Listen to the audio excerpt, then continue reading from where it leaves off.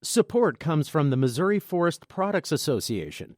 Missouri produces wood pallets, railroad ties, white oak barrels, hardwood floors, and more. Details on the variety of products made in the state are at choosewood.com. Welcome to St. Louis on the Air. I'm Don Marsh. On this Veterans Day, we remember Vietnam with an author whose book takes us back to that conflict. The author is historian James Wright, President Emeritus of Dartmouth. His book is Enduring Vietnam, An American Generation and Its War. Jim, thanks for being with us. Don, I'm delighted to be here with you. Great job on the book, but I have to tell you it was very, very painful raking over those old coals once again. What brought you to it? Well, for a number of years, I started visiting military hospitals in 2004, the kids from Iraq and Afghanistan at Walter Reed and Bethesda. And I got involved setting up a counseling program for them to continue their education. And I was invited to speak at the Vietnam Veterans Memorial in 2009 on Veterans Day. And I talked there, and really what I realized in retrospect that I found my theme there, something that was very important, is that we have to remember those who sacrifice in wars, and that they're far more than numbers that are part of a compilation. They're far more than names that are engraved in stone.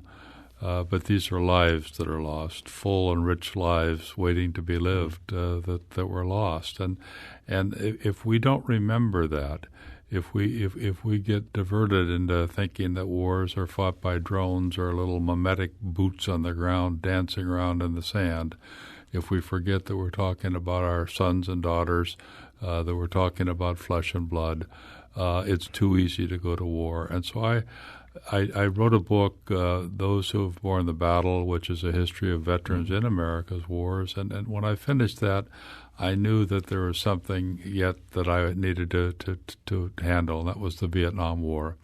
I was out of the Marines before the Vietnam War started. I never served in Vietnam. I never served in combat. But I realized that we had really forgotten that Vietnam War generation. We had dismissed them. And so I decided I wanted to tell the story of the baby boomer generation, of those who served. We think of the generation as a time of peace and love and protests, and really they did change American culture in some profound and good ways.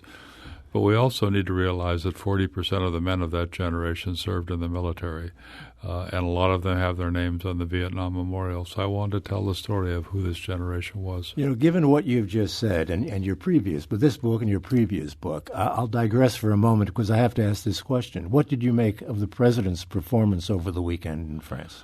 Well, I just picked up on a bit of it this morning on the news because I was traveling yesterday. I missed part of it. I think it's unfortunate that he was not out at the cemetery, and I don't know all of the reasons why he didn't go there, and I don't want to try to assess them. But these things are more than symbolic acts. I think they reaffirm that we're going to remember these kids, and somebody my age can refer to them as kids even though they would have been older than I am, because when they died, they were kids, and we have to remember them. Frozen in time, in a sense. In time, yes, they were. On the very cover of your book, before I even started to read it, I saw this blurb from Ken Burns of PBS and Vietnam fame. There's something about the Vietnam War that speaks directly to the divisions we experience today. How so? Well, you'd have to ask Ken more directly that, but I could say based on my conversations with him and my own sense of it is that we still are having trouble defining how we go to war, what it means to go to war, and this is a deeper problem, Don, and in many ways some would say it's a good problem, but. You know, my father was in World War II. I remember when he came home from the war. I was born in 1939. I remember that generation coming back to my hometown of Galena, Illinois, upriver from here, and the energy and the enthusiasm that they had. But they fought a war that, like we'll never fight again. We hope. We hope. Yes, indeed. But I don't think we will. I don't think we'll see tens of thousands of men landing on a beach like Normandy or Iwo Jima again. I don't think we'll see that scale of operations. But what's happened, beginning with Korea and down to today, is that wars are really being fought with the military being used to advance a political goal, often a very valid political goal, to keep North Korea from permanently invading and occupying South Korea. And there are no clear military objectives. In Vietnam, for example, 80% of the encounters with the enemy were initiated by the enemy. We didn't have mass landings to go in and try to fight them. We didn't, in most cases, occupy ground and hold it. There were no flag raising like there were on Iwo Jima or places like that. There were not these iconic moments. And these kids were asked to go in and fight. There was small unit operations, and they fought day after day, often on the same ground. And it was an unpopular war, and I'm not trying to make it a popular war in my book, but I do think that those kids who stand up and serve, who accept a draft notice and served in an unpopular war, are really demonstrated a fundamental form of service and patriotism, and I think we need to do a better job of recognizing that. You begin by talking about a battle at Hamburger Hill in 1969, and I saw that as a metaphor for the entire war, because we take it and then give it up and take it and give it up, and this went on and on and on. It was just like the war itself. It did. And, Colin Powell in his memoirs wrote about going to Vietnam as a young Army officer in 1963. It was before we sent combat troops in. We were still there as to support the South Vietnamese. And he was up in the A Sha Valley near Hamburger Hill, and he was attached there to a South Vietnamese Army unit. And after a couple days of orientation, he asked the South Vietnamese commander, so why is this base camp here? And the South Vietnamese commander said, this base camp is here to protect that airstrip down below. And there was a grass airstrip down below, and Colin Powell recognized the importance of protecting an airstrip, and he said, well, that's good, but why is the airstrip there? And the South Vietnamese commander said, the airstrip is there to supply this base. And Colin Powell said he's not sure that he ever heard a better description of why we engaged in some of the combat operations we were in Vietnam. It was just back and forth and back and forth. But, there were a lot of young kids who were killed there, and I just think we have to remember them. The warfare has changed. I'm of the over 75 generation. Men of my age, 52% of us are veterans. The Vietnam generation, about 37% are veterans. And of course, the current generation of their 20s and early 30s, it's about 2% are veterans. It's clear which way this demographic is moving. And I'm concerned that as fewer and fewer of us have that experience, and I have to say it's a relief to not have to see so many of our young kids go to war. I'm not at all suggesting we should be sending more people to war. But as fewer of us have that experience, as the nature of warfare changes dramatically, I think fewer of us understand what it is that we're asking them to do. And I think in a democracy, if we're going to send kids into the combat zone, we all have an obligation to understand just exactly what it is that we're asking them to do. Well, your book does a great job of doing just that. You mentioned recalling World War II, and in your book you point out that World War II and that had an influence on the young men and women who went to Vietnam and who signed up to go to Vietnam. You describe them as very, very patriotic. They were. I mean, these are the kids that grew up with duck and cover drills in the schools. Yeah. I mean, I remember them. I mean, in a small Mississippi River town, as if the Russians were going to bomb us, but we had duck and cover, get underneath the desk, and people of my generation had that.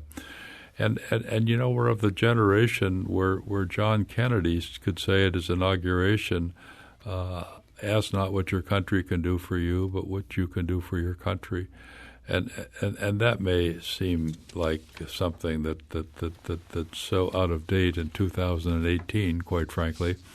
but it did not seem out of date to that generation that grew up in the 1950s. There was a true sense of obligation. And as I interviewed about 160 people for my book. Most of them were veterans. I sought out combat veterans. I wanted to know what that experience was. But I also talked to families who got the knock on the door. But so many of the veterans had said, when I would always ask them, why did you go to Vietnam?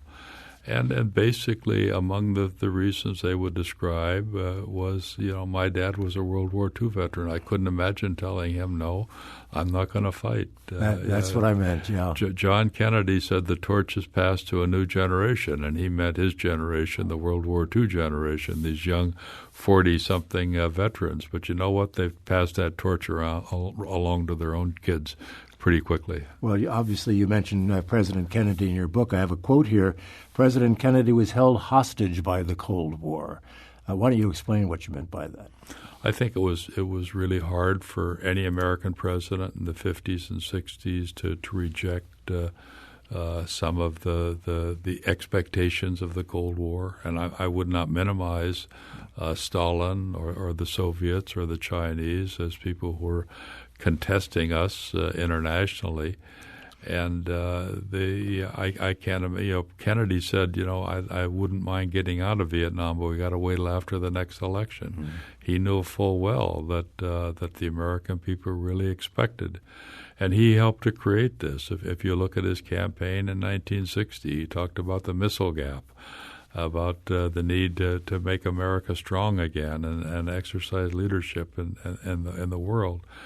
Lyndon Johnson, Richard Nixon were also hostage of that same thing, but that's not an excuse for them. They helped to create this as well. Yeah. And my concern, I have in my book, I'm not too kind to those who sent us to war, because I think that in each case they knew full well what a difficult thing we were getting into, but they didn't have the courage to step back and talk to the American people directly. This is going to be difficult. I don't know how it's going to end. We're going to take a lot of casualties. Instead, it was something that seemed essential, and don't worry, we can take care of it very quickly. Vietnam was not about Vietnam, even though it was described that way. It was really part of a broader global power structure. We thought we couldn't flinch, and because we thought the threat was coming out of Hanoi, which meant that Beijing was right behind it and the Soviets right behind them, and we couldn't flinch. It was the domino theory in the day, that if we lose Vietnam, that part of Asia and Southeast Asia would fall. Yes. I've got to take a break. We're talking with Jim Wright, and he is the author of Enduring Vietnam. We'll come back to continue our conversation in just a moment. If you're a Vietnam vet and would like to get into it, give us a call, 382-8255, 382-TALK. Send us an email to talk@stlpublicradio.org, or send us a tweet at STL on air. This is St. Louis on the air on St. Louis Public Radio, 90.7 KWMU.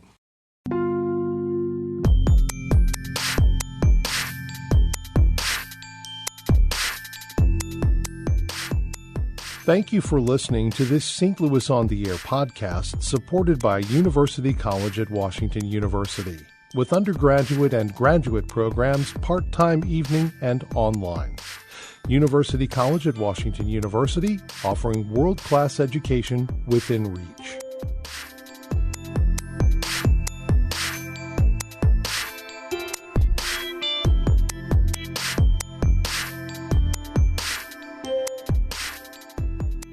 To our conversation with Jim Wright, the author of Enduring Vietnam. By the way, Jim is going to be appearing at the Missouri History Museum tonight at 7 o'clock. We'll be talking about this book, and I'm sure he'd love to have you stop by, because there's lots to talk about, and we will not be able to get to all of it in our program today. But I do want to go back to the presidents, because, again, another quote about LBJ, whom you mentioned. His skill in domestic politics had no counterpart in his, at times, fumbling approach to international politics.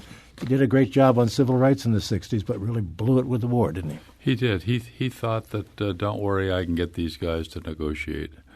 And he just didn't realize what he was getting into. And his own ego got very much caught up in it.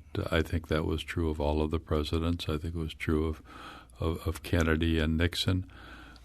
Their own ego got caught up in it. I'm not going to be the American president who loses a war. And I think that Vietnam one was particularly difficult for the kids who were there. When they first went over, it was thought of as sort of the United States assuming its role in the Cold War, and by God, we'd stand down these commies who were trying to take over South Vietnam. But as we all know, those of us who lived through the 60s, those of us who have studied or looked at it, it became very unpopular very quickly.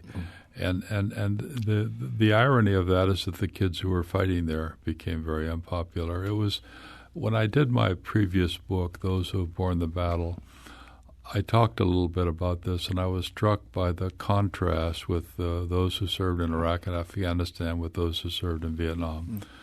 And by 2008, let's say, Iraq and Afghanistan, really maybe even by 2006, Iraq and Afghanistan were as unpopular as wars as Vietnam was.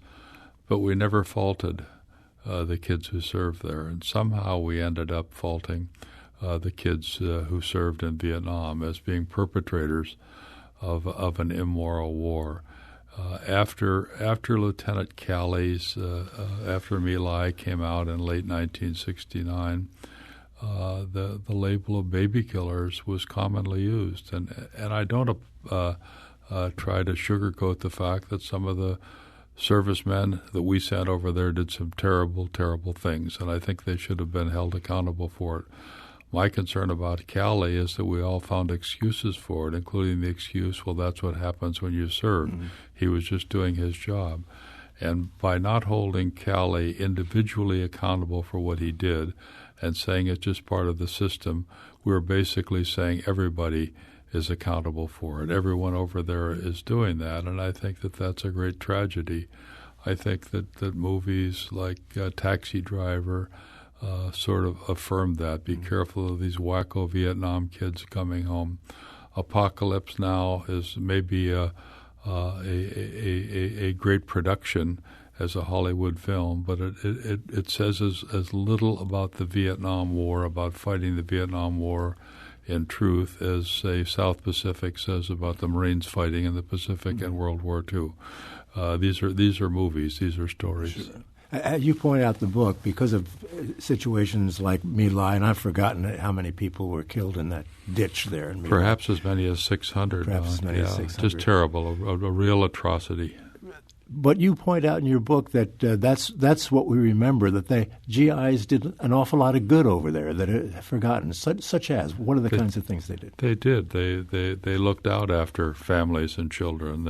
They tried to minimize the damage to civilians. Again, there are counterexamples of that, and many people know of them, and I do affirm them in the book. Yeah. But so many kids did so much over there, trying to reach out and help out, and if they're all suddenly Lieutenant Calley, so they came home. And if the Korean War was the forgotten war, Vietnam was never the forgotten war. It's still not forgotten. We may not remember correctly what it was we did there and what the consequences were, but it's surely not the forgotten war. But we really ignored those who came home. I think that was the thing that I heard most. Not that they had to encounter protesters, but as much, nobody even asked me. There are people. One woman who was an Army nurse saying, her Catholic parish had a potluck for her in upstate New York, and she was delighted to be home, and nobody once asked her about Vietnam. Another kid said that, somebody said, nice suntan. He said, it's like I just come up from Florida rather than Vietnam. Another kid who was a Marine that said he thought maybe I can talk to my dad about this because my dad was on Iwo Jima. And he told me 40 years later his dad had never really asked him about what he did there. He said, I'm not sure how much I want to talk about it, but I thought at least my dad would want to talk about it. But we didn't want to talk about it, and most of them didn't want to talk about it, and they moved on, and they've contributed significantly to our society. I think it's terribly important for us all to recognize PTSD and some of the terrible consequences of war that are as old as warfare. Read Odysseus again. It's as old as warfare. But these kids came home and contributed greatly to our society, and yet we've never acknowledged what it is that they did. Well, you do in your book. Again, I'll make that point. But I also will go to the telephones now, bring in a couple of listeners who want to get into the discussion. We'll start with Harvey calling from Chesterfield. Harvey, thank you for waiting. You're on the air. Yeah, thank you for taking my question. There were lots of Vietnam-era protesters who gave life, limb, and treasure in order to save our soldiers' lives and bring them home and stop the war. I'm wondering if the author has written a chapter on their contribution to saving soldiers' lives and ending that war. I did not write a chapter on it. My book, again, is about the Americans who served in Vietnam and that experience. But I do talk about their generation more broadly, including those who protested and those who went to Canada. And I think that I am very, very kind and generous to them because they stood up for what they thought was the important political decision, the important geopolitical decision, and the important morality about the war. And I do, I think, applaud them. I'm generous to them, but my book is not a study of that. Thanks for the call, Harvey. Let's bring in Don calling from Chesterfield. Don, you're on the air. Thank you very much. I just wanted to share some numbers a fellow Vietnam vet sent to me a few days ago, and I was quite astounded. I don't know if this gentleman may be able to confirm this, but of the 58,000, if you will, names on the wall, this particular piece of information was breaking it down a little more, and it said 39,000 of those people were 22 years or younger, age-wise. I was there in 1968, and that was, I think, our most. We lost more Americans that year, 15,000, I think, in any single year. But I just never had a clue that many young people. Let's get a response, Don. Thank you for the call, Jim. Yeah, I don't know, Don, that I can tell you the exact breakdown of the age of those on the wall. It's a good question. It's something that I maybe should be able to answer, but certainly by 68, 69, I think in 69, 42% of those killed in Vietnam were draftees, and the draftees were pretty much by definition. They became older, or younger rather, as the war went on. In 65, 66, the average age was probably 24, 25. By the late 60s, it was probably in the late teens, maybe 19 or 20. So I think overall that your figures are probably correct. I would assume so. I have no way of knowing, but it sounds right to me, like it would be right. Yeah. World War II was very much an older generation. I mean, my father was drafted at age 30 with two children. And this war finally had to mobilize the country. Vietnam depended on the draft, and the eligible draftees were largely 18, 19, 20-year-olds. Yep. Let's bring in Danny calling from Des Peres.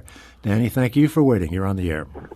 Yeah, I was a drafted Vietnam veteran, and the thing that occurs to me after what's going on recently in Afghanistan and Iraq and all that, as much as I didn't want to be drafted, as much I don't think we could ever bring it back, but it brought about the protests against Vietnam. There would have been a lot of protests against Iraq if they'd been drafting people. I think it's too easy for us to go to war with most of us not sacrificing. Now, don't get me wrong, the guys that served 3 or 4 tours there are sacrificing like crazy. But in spite of the unpopularity of it, I think the draft had some value. Yeah, and I think I quoted my previous book, one father who said it's easier to applaud somebody else's son going off to war than to send your own son off to war. And so I think there is a more of a disposition to say it's great because it is not our own children. Just think of what a small percentage of the families in this country over the last 10 years have had to wait and worry about a knock on the door. And it's a smaller part of our population. It's the first wars in American history. Yeah. It's the first wars in American history where we haven't had a tax to help pay for the war. We've basically done it on debt so these kids can go back home and pay for it. I remember when the Korean War started, there was a sense, okay, we got to have a tax. The last thing we're going to do is ask these kids to go over there and fight and then come back and pay for their own war. And we've done that today. And so most of us have absolutely no skin in the game. And if we did, maybe there would be more protests. You know, you mentioned the knock on the door, and I mentioned to you off the air, the most powerful chapter in your book, as far as I'm concerned, dealt with just that, the notification teams that would go to the families of young men or women who had been killed in Vietnam. But talk a little bit more about that. I mean, tears were literally rolling down my cheeks, given the way these people understandably would respond to that knock on the door. Yeah, it was. Remember World War II and Korea, there would be a telegram that would be sent out. And we started doing that in Vietnam. And after the Battle of Ia Drang, a lot of the telegrams went to families. This was in 1965, the Ia Drang Valley. And a lot of the families were down in Georgia at Fort Benning. And so there were yellow cab drivers delivering telegrams around the base there, including sometimes to the wrong houses. And there was absolutely nothing personal about it.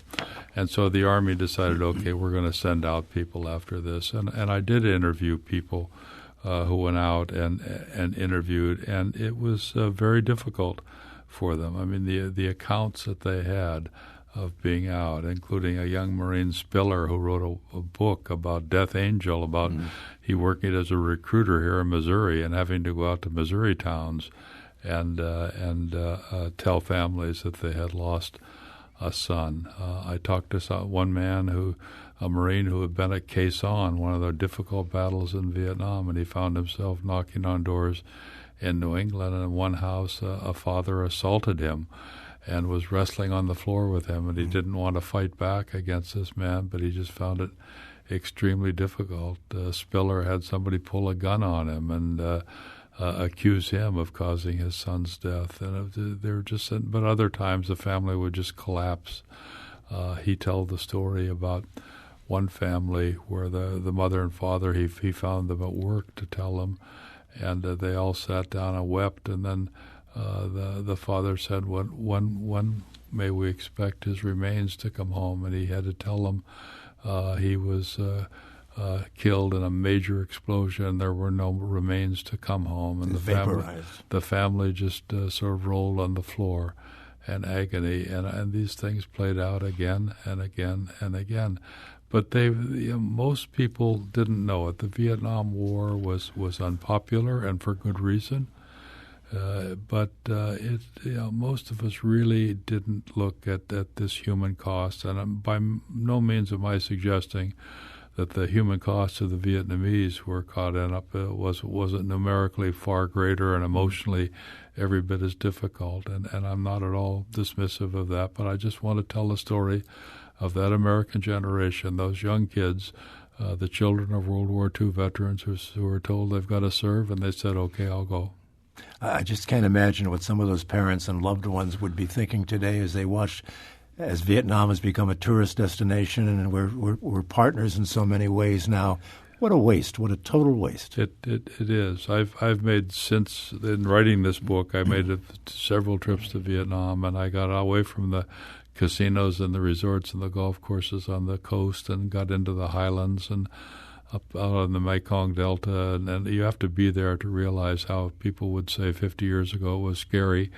And I went up to I-Corps and I climbed Hamburger Hill because I just wanted to be at the top where so many kids were killed in May of 1969.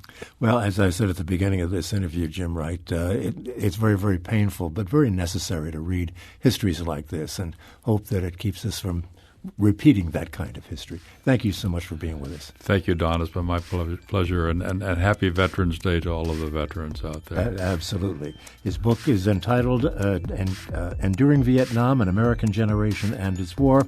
Jim will be appearing at the Missouri History Museum tonight at 7 o'clock.